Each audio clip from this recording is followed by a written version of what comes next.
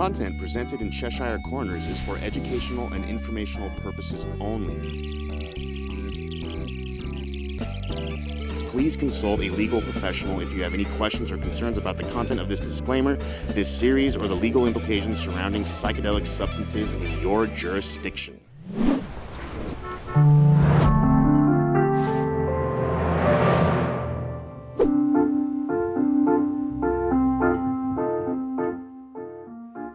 Welcome to Cheshire Corners. My name is Rita Tsaluk, and I will be your host as we trip through the looking glass.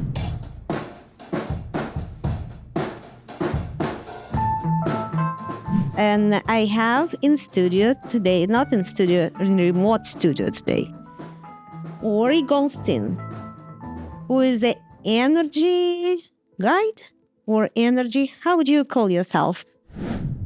An evolution coach, actually. Evolution coach, but he's working with psychedelics. And we're extremely excited to hear about his experiences in Jamaica or any other experiences he had with psychedelics. And just go ahead, Ori. Tell us a little bit about yourself. I guess it starts off by saying that it's my background actually is I started off as a hypnotherapist. This goes back more than 2 decades now, and I'm kind of aging myself, as you can see with the white beard a bit. But actually, from a very young age, I was in hypnosis. My mom got a PhD in hypnotherapy when I was 8 years old, and I was fascinated by it. And so I just started hypnotizing my friends, doing some amazing stuff with my friends, just doing stuff like, you know, you're going to be scared of the ground, you're going to quack like a duck. And I started learning more and more about it, and then finally got into real hypnosis in terms of actually helping people through real life issues. And when after going through college, etc., I basically went into hypnotherapy and I started my own office. And through a series of pretty crazy events, I ended up actually leaving that business. And the challenge for me was that even though I left that business, it was something that I absolutely loved, and I felt like something in my life was missing. But I chased money, as so many people do in today's society. And chasing money that way, I got to the place that I was earning a lot of money and I was trying to buy my happiness. I was buying myself beautiful apartments. I was living in a beautiful car. I had all these great things, but slowly but surely getting more and more depressed.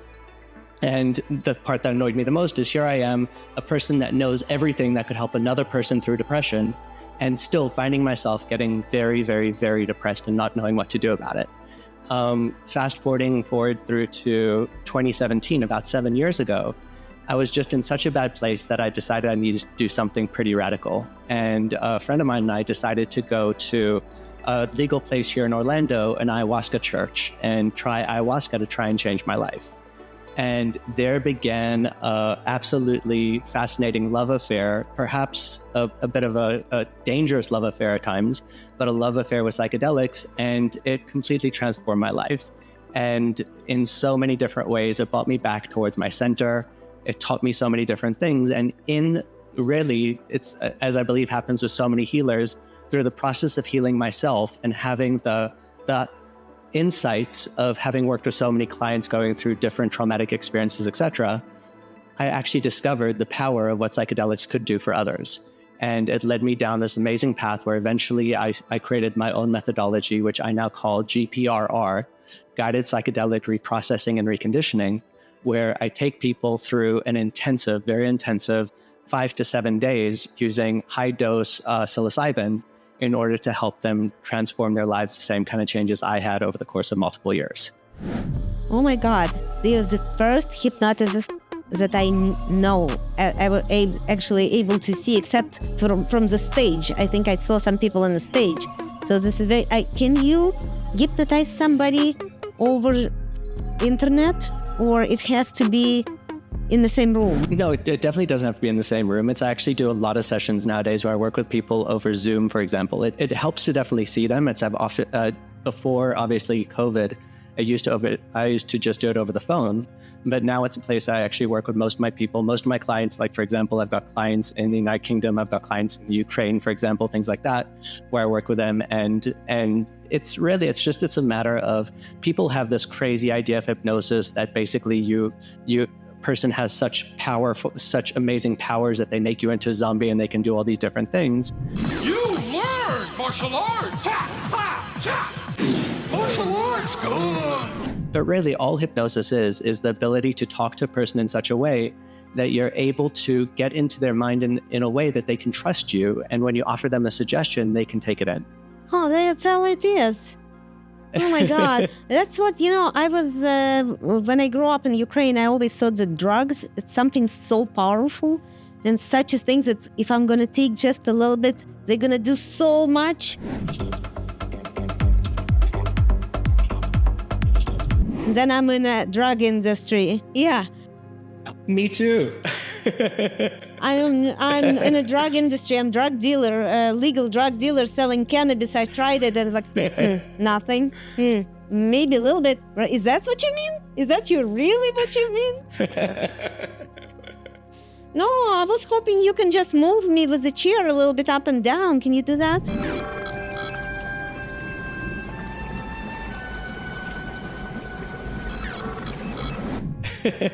We'll see what we can do, right? It's what I like to tell people is I'm a hypnotist and not a magician, right? So it's like there's a lot of things I can do and a lot of things I can't do.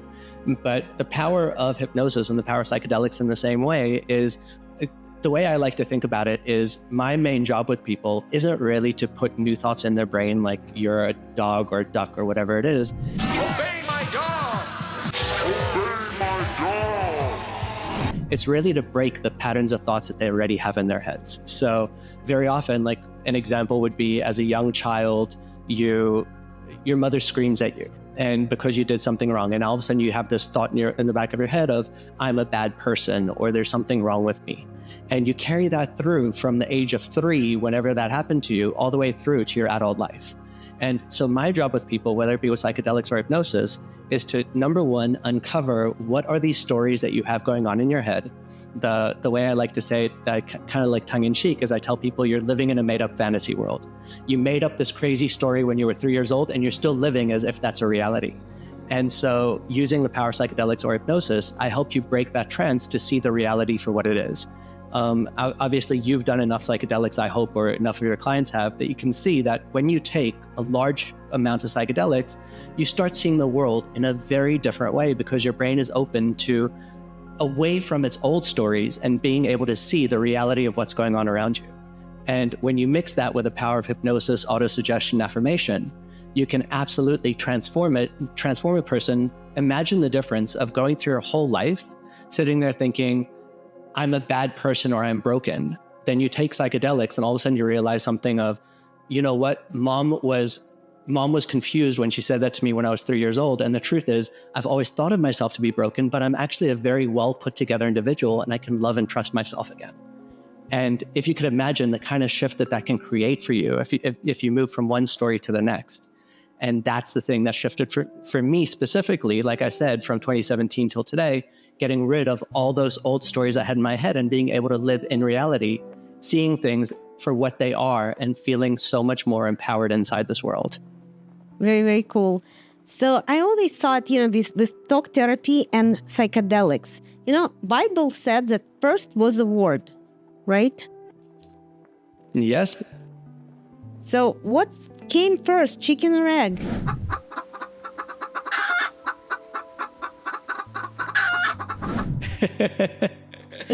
I do like that statement, right? And so the way I like to think about it is, as human beings, it's Yuval Noah Harari. I don't know if you're familiar with him. It's one of my favorite authors. He wrote some really interesting things. And he says that the power that human beings have is the power of story. If you think about it, all of our life is stories. There is no reason why these little green pieces of paper with pictures of dead people on them should be worth anything. But we tell each other the story of, you know what, because you subscribe to the same story I do, I can now hand you a bill that says 100 on it, and you know that is worth 100 units of whatever currency we're talking about. And those powers of story is, for lack of better words, just wording, right? It's just words that we share with each other. In the same way, when we actually move through life and we get told all these different stories, because our brains are meaning-making machines and we follow those words, we create the reality. So to me, I'm a strong believer that what human beings really are is the word comes first, and then we see reality based upon the way that our brain puts those words together to piece together the reality that we're experiencing. So I noticed one word that I wanted to dig into more. You said create the reality. What? I very much. Okay, let's talk a little bit more about creation because I'm very much into it. And I think what's YouTube doing for me, so they saying that God will show you the way. I think it's modern society says translates to YouTube algorithm will show you what you're ready to see. So YouTube algorithm starts sending me some weird videos about consciousness and reality and quantum mechanics, and I'm enjoying them so much. So I'm fascinated by that. I'm absolutely fascinated by that. So I don't go down this realm too often because, quite obviously, like this is where it goes into woo-woo and you have too many people telling you that you've lost your mind. But quantum physics and quantum mechanics at this point in time has very much kind of proven the fact that there is no reality unless an observer actually is there to experience it. But to step away from that for a moment and actually go into just the deeper concept of us creating our own reality. It's how many times have you sat there saying, do you know what? I can't find my glasses. And you go and you look all around your house going, I can't find them. Where are they? Where did I put them? And meanwhile, they're directly in front of you on the table. But because you've told yourself, I can't find my glasses, and your brain has held on to that, you look at your glasses, but your brain is sitting there saying, I don't know what those are. I can't find my glasses. I don't know where they are. And to me, that is almost a stronger description of we create our own reality by the fact that when you believe something, there's that saying, I'll believe it when I see it. My true belief is at this point in time is, no, the truth is you'll see it when you believe it. When you start believing something, you start seeing proof for it. And the example I often give, and I want your viewers to do this. I stole this from Tony Robbins, but I really love it. So I know the room that you're in right now might be pretty bare for what it is, and you're wearing your glasses for whatever it is. But let's just play this game for one moment. What I want you to do right now is I'm just going to count from 1 up to 3. And when I reach number 3, I just want you to close your eyes. And while I'm counting up to number 3, I want you to look all around you. And I want you to notice every single thing you can in your surrounding environment that is brown.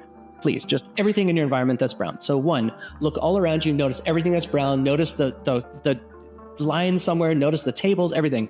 2, notice everything that's brown everywhere around you, whatever it is. And 3, go ahead and close your eyes. Now, keeping your eyes closed, and you've got a good picture of your reality, you've now spent the last 30 seconds looking around, looking for brown. If I were to ask you right now, Rita, what in your reality did you right now see that is purple? nothing. And your brain is going to go, exactly. And so the point is, there's a part in the brain, this just goes straight into the anatomy of a human being. There's a part of the brain, and with MRIs, they showed it, called the reticular activating system, the part of the brain that chooses what it is to focus on. And so when I tell you, focus in on what's brown, your brain is so busy trying to find the brown in your environment, it deletes out a million other pieces of information in order to know this is what I need to focus in on right now. And so because you're looking for brown, you delete out the purple, the blue, the red, whatever else it is, because you're focused in on the brown. I think that was a magic. You hypnotized me. I feel like you hypnotized me. Because I only saw like black with brown, and then brown start taking everything over. Slowly, everything became brown. I love that. I absolutely love it. It's like, and that's just the way the brain works. You're saying, look for brown. So your brain says, oh, fine, I'll find brown. But at the same time, if you're going through life and you sit there going, and you've got the belief in the back of your head of, I'm not good enough. That's a very, very common one that exists in today's society, and we can go into why that exists in maybe a bit later. But if you go through society going, I'm not good enough, your reticular activating system is now programmed to look for all the proof and everything in your life as to why you're not good enough.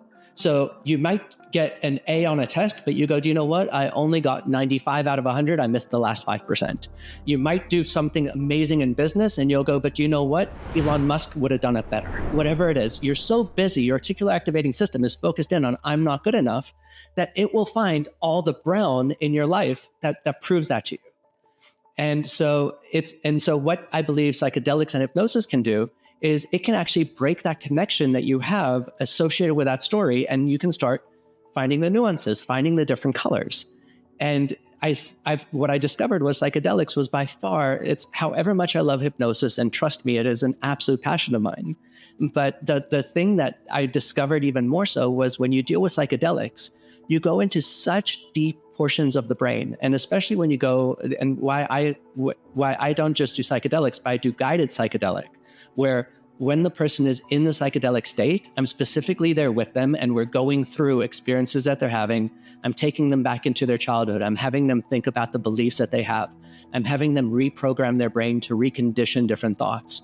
So let me just make sure I understood correctly. You stay in with them for 6 hours in the room. 4 to 6. And then they see brown for the next 2 weeks. They see nothing but brown. Well, my opinion is it's once they're in the room with me, it's like by the time that they leave, they don't notice the brown as much because now they're seeing the reds and the purples and the blues and the greens, right? It's my idea is to stop them from seeing the brown and have them start seeing reality in all the multifaceted beauty that exists there for them. I don't want them to be stuck in the same place. And the beauty of the high dose psychedelics, specifically with a guide there for them at that same time, is you can uncover the deepest thoughts that they have that they may have repressed, may have forgotten. And the brain is so open to so many new thoughts that it's at that point in time, you can program in new thoughts such as, of course I'm good enough. Of course I'm worthy. Of course I'm worthy of love. Of course I love myself. And it sinks in like a hot knife into butter through the psychedelic state. And then with hypnotic conditioning, you can make that become a lasting life change for them. So does the person needs to be ready? Would I be able to see brown if I'm not ready to see brown? So I'll answer that in 2 different ways. So the first thing about hypnosis is you can never make a person do something that they don't want to do. It's like, so if I were to, for example, hypnotize you, and I don't care how deep a hypnotic state I got you in, if I were to say, Rita, give me your bank account numbers and transfer every cent in your bank accounts over to me, one of 2 things would happen. Either you would just completely ignore my suggestion, or you would just end the trance and say, do you know what? I don't trust you anymore. And so the first thing is, if a person isn't ready to see brown and I give them a suggestion to see brown, they're just going to delete it out. But the reason that I find my work so powerful is if you can uncover why the person isn't ready to see brown yet, and you can deal with that issue. So for example, let's just say that a person has that belief of I'm not good enough. And I start working with them with hypnosis and everything else. And I tell them, I want you to focus in on being good enough. I want you to, whatever I do in that way, and obviously it would be much deeper than that. But in the back of their head, they've got an extra thought sitting there saying, and I need to maintain the thought of not being good enough, because by maintaining that thought, it makes me become a better person. By constantly thinking I'm not good enough, what it does is it motivates me to try harder every moment of my life. So if I try give them the suggestion of you are good enough, the other thought in the back of their brain sits there saying, wait a second, I don't want this yet. However, if I can change your motivation strategy with something like psychedelics or hypnosis, and I can get you to the point of understanding the fact that by thinking that you're good enough, what will happen is you will actually succeed joyfully instead of succeed through pain and hardship. What happens then is, when you start looking for the brown, every part inside of you is aligned towards the same goal, and success is a natural outcome. Very cool. Well, I'm kind of disappointed a little bit because I was hoping maybe next week we'll work together on doing something with Vladimir Putin. But I don't think that's going to work, right? Remotely, without him knowing about it. You know what? I'm never against trying. Okay. It's no promises at any point in time, but let's see what we can do, right? It's like, I'll give Vlad a call. Let's see what we can come up with.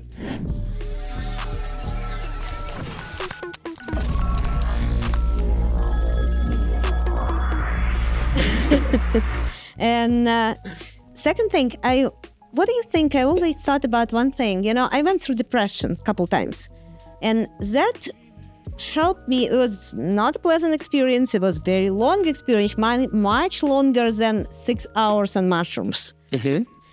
And after that, I came back to kind of similar realization that I was telling myself I'm not good enough. And I was computer programmer. I had businesses. I was succeeding, and I was like late for that bus for 5 minutes. As usual. Yes, I know. What a loser, huh? Again, what a loser. Had another pastry when you know not to take one. And now I'm kind of forgiving to myself. Another thing I kind of helped me to forgive, I was reading Jewish book Tanya. I don't know if you read that, but No, not familiar with it. Tanya is a 16th century book. The followers of Chabad Lubavitch refer to the book of Tanya as the Bible of Hasidism. And there's in one chapter of it, they saying that should you feel guilt or shame? We actually had over here Hasidic rabbi that was talking about it too. His student was Rabbi Shneur Zalman of Liadi, who was authored the book called the Tanya. But if all they said pretty much says that all people divided by three categories: saints, which is 1 to 2 per generation, then people who trying and people who are not trying. So every time that you're feeling bad about yourself, you have to ask yourself: are you a saint? And if you're not saint, what can you ask? You're just trying. So every time I have a doubt of myself, I'm asking myself, are you a saint? No, you're just trying. Keep going, keep going. So that helped me, every time I'm putting myself through this exercise. Am I good enough? You'll be okay. And that's something. I like his what I would call reframe when you put it into hypnotic languaging, where he's basically giving you a new frame on your reality to basically look at things through this lens. My favorite thing about not good enough is and it really drives me crazy when you really think about the words not good enough. For a person to not be good enough, think about what a low standard that really is. It's so. If you were to, for example, tell me, Ori, could you draw me a picture of a girl? And I would say, pick up a pen, and I'm a terrible artist, and I would make you a little stick figure, a head, 2 legs, and 2 arms. And you'd go, Ori, that's a terrible picture of a girl. And I would say, that's good enough. Look, I gave her hair. You can see it's a girl. That is good enough, right? It doesn't need to be Picasso. But at the end of the day, to be enough it really means that it's the minimum criteria for success is enough. And I love that. And it's you can use what I said earlier basically, but the whole idea here is that it's the reframe that he gave you there that I like so much is just, again, you don't need to be Elon Musk to be successful. You don't need to be the one in a generation kind of person in order to be good enough. You just need to be within the top 98% of the people in the world. And I'd say that in most situations, most people are, and you're definitely good enough. It's not to say you're the best. It's not to say that you are the one that's going to change everything, but you're definitely good enough. And I love that shift that can occur for a person as soon as they realize the fact that they really are by far substantially more than just good enough. Yeah, and I actually keep telling for myself that I'm 80% person, not even 98, 80. But one friend of mine, he said that you're 20% person who thinks that they are 80% person. So like that joke too. Great friends. Great friends. That's what friends for. Exactly. But with that, what I'm also want to ask you, I went through depression and things like that to figure out this thing for me. But isn't psychedelics, they like a highway? They get you there and out much faster than 6 months in depression and SSRIs. So I'll give you 2 answers for this. I believe that there's always 2 different things. And I think that in your business, you've probably seen a lot of these people. It's what I'm going to call the ayahuasca junkies.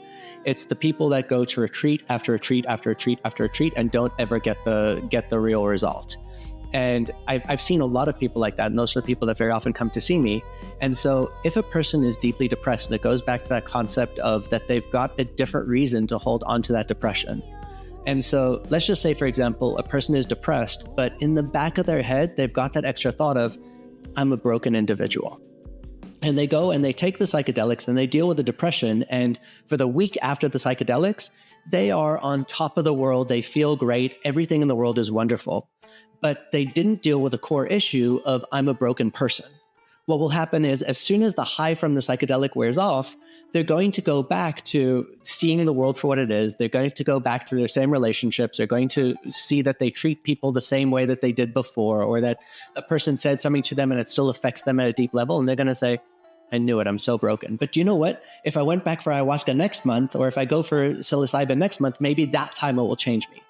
And what they start doing is they just start chasing the high of the week after, when their brain is still open to the new experiences. And to me, the thing that really needs to shift for a person, and when it shifts, it can be as quick as a 6-hour thing. It's what I always like to say is, change for a person always happens in a moment. It's instantaneous when change happens, but it can be 4 months in the making. So a person can keep going back to more and more experiences, but as soon as you deal with the real issue, such as I'm a broken person, and then you deal with the depression, then you get to a place that it never comes back, because you've actually dealt with everything. And then when you get into a bad situation, someone says something to you and it hurts you, you go, do you know what? It hurt, but I'm improving. You know what? I'm going to be okay. I think I'm going to be okay through this. And that difference is like what I say is the inch that spans a mile. It's a small change that absolutely, as soon as they get that locked in their head, everything moves along with that. Cool. So tell me a little bit about your Jamaican experience. What do you do there? Yeah, so it's by far my most intense work with people, and it's when you need to basically throw an atom bomb at a problem kind of thing, to go back to your Putin analogy, unfortunately, possibly. But it's when a person comes to me for hypnosis work, and we do hypnosis work, and they make some changes, but there's the one thing that isn't shifting for them. What we'll often do is, once they're actually familiar with me enough, and we've developed that element of trust, that they really know me for who I am, and that they know that I can actually truly help them, and that I've got their best intentions at heart. At that point in time, what we do is we book a retreat where we go off to Jamaica. And the reason why I choose Jamaica, and quite honestly, it's just because I want completely legal jurisdiction. Like you're obviously focusing on now. Hopefully soon that will be, for example, Denver, Colorado, which will make recreational psilocybin the same thing. But right now, the whole idea is I want to make it into a completely legal situation for them, because at the end of the day, there are plenty of people that go off and do psilocybin with a person that's traveling the country, and they go off to a person's backyard or whatever it is. But the challenge with that is that if a person, and more often than not, if a person has a high level of anxiety and they've got the situation where they're afraid that something will go wrong, and they don't know that if something goes wrong that they're going to be well taken care of, then as Stan Groff says, the set and setting isn't in such a way that they will actually get the change that they require. So by taking a person to Jamaica, where it is 100% legal, it's just part of the culture there. And I have a medical practitioner there with us. And so what happens is they know if anything goes wrong, and nothing ever has, knock on wood to date, nothing has ever gone wrong. But if anything ever goes wrong, we know we can just call an ambulance, we can do whatever. We know that we've got that as a safety measure. We know that we've got a medical practitioner there. I create the right set and setting so they can feel completely safe, absolutely letting go. And then with that, what we do is over the course of 5 to 7 days, it really depends on what schedule allows for them. I work with them one-on-one, where and as you know, as I'm guessing many of your listeners know, your average dose of psilocybin is going to be, let's just say, 2.5 to 3.5 grams. When I'm working with them, we usually start our dosing at about 7 to 8 grams of psilocybin. And so it is actually a super heroic dose, not just even a heroic dose. And because of that, they're going into very deep places, and I'm sitting there with them throughout the whole experience. Obviously, I leave them alone to go through their experience for an hour or two, whatever it is. Then I'll go and I'll interrupt their experience, and I'll say, what's going on for you? I have them take off their eye shades, and we start going, and they say, you know what, I'm feeling slightly anxious right now, or I'm having the most wonderful experience. However they go, we then start working in that moment, and we start locking in the changes that they need. So if they're having a bad experience, I have them go into it in a very deep psychedelic state. And as you know, the beauty of the psychedelic state is it from a physiological point of view, you've got thousands more connections going on in the brain at that moment, just because that is what the drug allows for it to happen. And so in that moment, we can start creating new neural connections. And we're starting to actually break things down. So over the course of let's just say 6 hours, we do, let's just say 6 or 7 different interventions over the course of those hours where we're actually going to be doing something. And then because I'm there with them the whole time, we're staying in the same place. We've obviously got separate rooms, etc. Then over the course of the evening, once they're actually coming down, we'll do some integration work. We'll work through it. And then the next day, we actually go right back in and we go through more. So over the course of about 5 to 7 days, we'll do 3 or 4 high-dose psychedelic sessions. Obviously, if it's their first time ever doing it, maybe the first session would be like a lower dose, maybe just 2 grams, depending on their comfort level, just to get them acquainted to it. Let's just say at least 3 high-dose psychedelic sessions. And what I've discovered, it's basically the equivalent of truly taking an atom bomb to the problem that they have inside of their brain. And then afterwards, and probably the most important part is in the evenings when we do the integration work, we're talking rationally through the things that went through their brains. We're helping them make more connections. And then the next day we hit it again, and then again and again. And then after that, for the course of about 3 weeks afterwards, at least, what we're doing is we're constantly in communication through text. We're doing multiple sessions afterwards of just hypnosis, etc. Because I don't want them to become the quote unquote ayahuasca warriors, as I just said. I want them to actually take this change and integrate it into their days, lives, and world. So once they leave there, what we want to do next is actually have them call me up and they say, do you know what? I made this change and everything feels wonderful, but I don't know why I still feel scared at work and I don't know what's going on. And then we'll do a specific session based upon that, where we'll tie together the pieces that happen in the psychedelic session to make sure that the change is not just a change that existed in the psychedelic state, but something that actually works in their real life world moving forward from that point forth. And the changes have just been insanely dramatic. This is so cool. I hope all the viewers will put like right now. Please put like, subscribe to our channel, and go to the description, find Ori's YouTube channel and subscribe there as well. Because maybe you don't need it, but I'm sure you have some friends who would really need to meet Ori. Because if I would meet him during the times that I had depression, why would I go through the 6 months of finding the right dose of SSRIs? It's even when I talk about psilocybin at this point in time, when I talk to people about it, I call it the medicine, because I don't necessarily know how much you've dealt with it. But I mean, especially at high doses, you actually see physical shifts happening in people. They actually relieve physical issues inside of them. So if you think about what an SSRI is, selective serotonin reuptake inhibitor, it's actually stopping your brain from being able to take up serotonin, so you have more serotonin in your system. What I've discovered for people with psilocybin, and there's a lot of research about this, Rich Doblin is doing a lot with it, with MAPS, etc., it's that they're actually discovering that people that just take psilocybin, even just one time in their lives, their brain is actually better at producing serotonin, and they don't need a reuptake inhibitor because it actually changed their neurology to be able to produce the right chemicals and change receptor sites to be able to accept the chemicals better. It is truly, in my opinion, one of the most profound medicines ever created. And it's something pretty crazy when you think about it, in terms of the fact that it's something that exists. It grows on the barks of trees, for God's sakes. It's something that has always been in our lives. And it's crazy to think that it's taken us thousands, if not tens of thousands of years to get to the point that we're actually using it at the therapeutic level that needs to be. And tribes 5,000 years ago knew this and were doing it with their people all the way back then. Yeah, it's just extremely cool. It's revolutionary what's happening. And I want to do one more thing before we leave for today. I want to go back to the point you made about creating reality. And I want to try to do it right now. And let's just do it together. Let's just try to create a little reality. I will start the way I'm usually working on creating realities, and you will help me with your hypnosis. Does that sound good? Let's just play this game a little bit.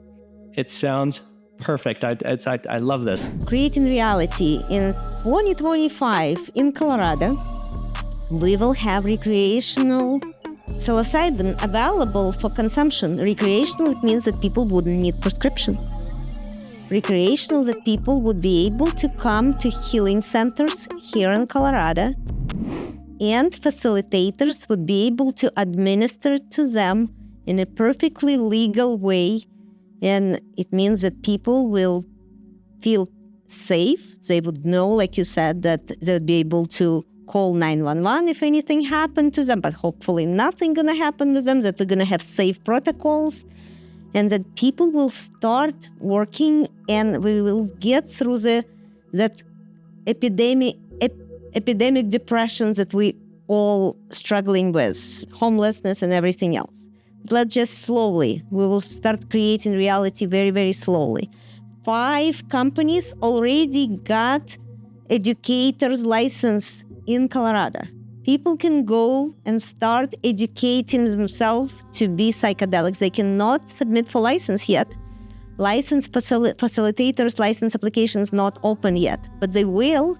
If you go to Dora Natural Medicine website, you can find them, and you can find the page and just keep looking and subscribe to all the webinars and see it's coming. It's coming anytime now. So what's going to happen then? How's our reality going to look in 2025 in Colorado? We're going to have healing centers. Are they going to be retreats? Mountain retreats? Where people going to come for a week, enjoy Colorado mountains, taking walks, maybe go, combine it with skiing at some point, who knows? But also taking benefits of the medicine. Then maybe they're going to come to those retreats as a whole family. If one person needs to be treated, but maybe spouse want to follow them and make it a mini vacation. Then they're going to come back to wherever they came from. They're going to come back to New Jersey, Florida, and all those states that behind us. But they still would need integration to make sure that they're not going to become those, ayahuasca junkies. They're going to be transferring whatever they learn into their life, and they wouldn't need that much psilocybin. And DMT, they would need DMT. For sure, we all have DMT, but maybe it will be enough created by their body in order for them to create better reality for themselves. So that might happen, and then we will have facilitators trained in Colorado, and then in Colorado, going to be facilitators and clinical facilitators, 2 licenses. Because clinical facilitator is going to be somebody who has therapy license or nurse practitioner license and facilitator license. So they would be able to help some people that maybe have a health issues and maybe would be otherwise not a good candidate for psilocybin, but maybe they can be observed better by nurse practitioner, and they can also have their benefit from the medicine. And then researchers just going to come here and conduct research in every of those retreats and get the data going. I already spoke with our university hospital group. They working right now on a software to get the data for research. And we're talking about preliminary data when they know how to invest in research correctly. And then they're going to invest in the research and find out what's actually happened to us. And when they find out what's actually happening with us when we're taking mushrooms or taking DMT, or maybe just taking a very strong word that's said in the right time, and how is brain functioning, maybe then they will talk to those guys who really smart and know everything about quantum mechanics and figure out our consciousness and our reality, or maybe not. Maybe nobody figures out anything, but at least we will build a community who will have people who understand that reality is a little bit bigger than what we have here, just, square at most, or 3-dimensional. Still much bigger than that and has more colors than just brown. So what do you think? I love it. And I'll take that even one step further. So there's that saying from the Bible, and I'm going to butcher it because I'm just not that big a Bible person. I'm definitely very spiritual, I have a strong relationship with God, but not necessarily in a biblical way. But there's that saying in the Bible of when 2 or more people congregate in my name, it's that much more powerful. And what I'm thinking here is the idea of if the people watching this actually start pushing for this more and more and start talking about it more. What you've got is you're starting to create a movement of people actually starting to push for it, starting to push the governments to start wanting more of this. And I mean, Colorado can be the beginning of something, but I believe that this is something, it's a gift to the world that needs to be shared in every state, in every country, in every single way, shape, and form. And what you spoke about is absolutely beautiful, but I'd like to take it with people to a bit more of a personal level of, you're talking about what could happen with psilocybin.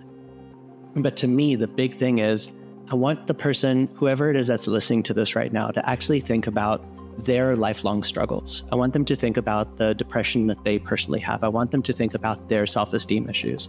I want them to think about their dis-ease, whether that be a cancer or whether it just be something small like an allergy or something else. And I want them to think about all the things that they've tried with the doctors and the drug companies, etc. And just to imagine what it could be like to have a natural alternative where what they do is that they can go to a place and they can deal with something on such a deep level that they rewire their brain, they rewire their neurology. They get to the place that they feel so safe and comfortable inside that they actually leave that not having the problem that they walked in with. And the reason why I say that is because it's one thing to talk about the legislation of it all, but I want people to understand that I don't care about the legislation. What I care about is changing the world one person at a time. And every single person that's listening to this, I want them to understand that they are one of those people that can benefit from the gift that this can create for them. And if Stan Grof is correct, and we all connected, and we all God, if we start imagining our new reality just now, keep imagining, we'll get there. Amen. Thank you so much to all listeners. I appreciate you liking us, subscribing, leaving us comment, tell us you agree, disagree.